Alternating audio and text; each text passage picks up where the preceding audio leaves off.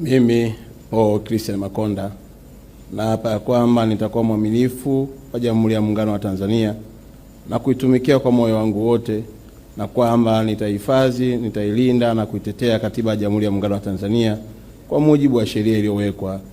Mwenyezi Mungu nisaidie.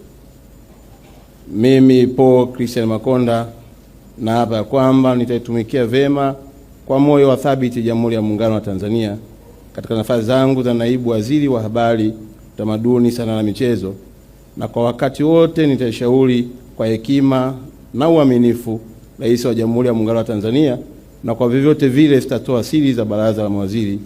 Mwenyezi Mungu nisaidie.